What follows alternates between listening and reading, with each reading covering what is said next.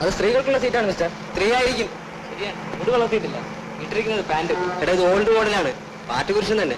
എന്നാൽ പിടിച്ച് എഴുന്നേൽപ്പിക്കേ. അയ്യോ പാവൻ ചെവി കേൾക്കില്ലായിരിക്കും.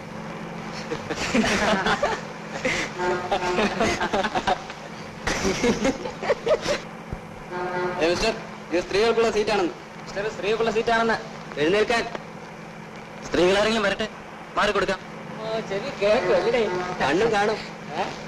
പിന്നെ എന്താ സാറേ ഈ ലേഡീസ് ഓൺലി വെണ്ടക്കാശരത്ത് ചോദിച്ചത് കാണത്തെ? ഞാനിവിടെ ഇരിക്കുന്നതിൽ ബുദ്ധിമുട്ടുണ്ടോ? ഇല്ല. അപ്പൊ അറേഞ്ച്ഡ് ആണ്. ആ അറേഞ്ച് തന്നെ. എന്ത് വേണം? ഒന്നും വേണ്ട. പോവാണോ? ഞാനിവിടെ ഇരിക്കുന്നോണ്ടാണോ? അടുത്ത സ്റ്റോപ്പിൽ ഇറങ്ങണം. മാറിക്കൊണ്ടു വഴി കൊടുക്കും.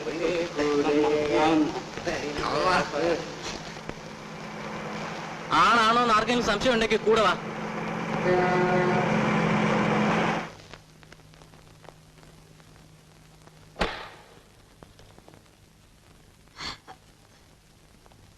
ചേച്ചി എന്താ ഇത്രയും താമസിച്ചത്? എന്റെ ഭാരതി, നീ അറിഞ്ഞോ? എന്താ? ബസ്സിലൊരു ഗുണ്ട. ഗുണ്ടയോ? ഗുണ്ടയോ? ഗുണ്ട നിന്നെ പിറകെ വന്നോ? ഞാൻ നിന്നോട് പറഞ്ഞിട്ടില്ലേ ബസ്സിൽ തനിച്ച് പോകരുത് പോകരുതെന്ന്? അമ്മ ഞാനൊന്ന് പറഞ്ഞോട്ടെ. നീ ഒന്നും പറയുകയും വേണ്ട, എനിക്കൊന്നും കേൾക്കുകയും വേണ്ട. ഞാൻ പറയുന്നത് കേൾക്കാൻ ഇവിടെ ആരുമില്ലല്ലോ. ഇതിനെല്ലാം കാരണക്കാരൻ നിന്റെ അച്ഛൻ ഒരുത്തനാ.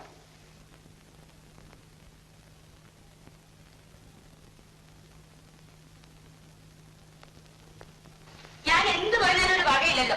മൂത്ത മകളെ വിളിച്ച് ചോദിക്കണം എന്തുണ്ടായിന്ന്. അർച്ചന കോളേജിൽ നിന്ന് വന്നോ? എന്റെ നേരമുണ്ട്, ഒരു കുഴപ്പവും സംഭവിച്ചില്ല. കുഴപ്പമോ? ബസ്സിനകത്ത് ഒരു കുണ്ടവളെ പിടികൂടിയില്ലേ? ബസ്സി ഗുണ്ടയോ? ആ കുണ്ടയ്ക്ക് ബസ്സിനകത്ത് കയറിക്കൂടെ? ഓ എന്തുവോ? എടി നീ അവിടെ പതുങ്ങി നിന്ന് കൈ മുഖം കാണിക്കുന്നോ? ഇന്നോ പുറകെ വന്നല്ലോ. നാളെ നീ ഈ വീട്ടിൽ നിന്ന് പുറത്തിറങ്ങേണ്ട താമസം അവൻ പിടികൂടും. അങ്ങനെ ഒന്നും ഉണ്ടായില്ലമ്മേ. നീ ഒന്നും ഉണ്ടായില്ലെന്ന് പറയാൻ അർത്ഥം എന്തോടി? ഒന്നും ഉണ്ടായില്ല എന്ന് പറഞ്ഞാൽ ഒന്നും ഉണ്ടായില്ല, അത്ര തന്നെ അല്ലേ അച്ഛാ? ചിരിക്കുന്നുണ്ടല്ലേ? ഞാൻ എന്ത് പറഞ്ഞാലും അച്ഛനും മോക്കും ഒരു വിലയില്ല. വല്ല കുഴപ്പവും സംഭവിക്കുമ്പോ അത് ഏറ്റുപിടിക്കാൻ മാത്രം ഞാൻ വേണം താനും. കുട്ടികൾ പഴയ കാര്യം കയറില്ല, നിങ്ങൾ പുതിയ കാർ വാങ്ങുകയില്ല. ബസ്സിൽ കയറി പോകുമ്പോ വല്ല ഗുണ്ടകളും കുഴപ്പം ഉണ്ടാക്കുമ്പോ മനസ്സിലാക്കും. എടി നിന്റെ അച്ഛൻ പുതിയ കാർ വാങ്ങുന്നവരെ നീ കോളേജിൽ പോണ്ട.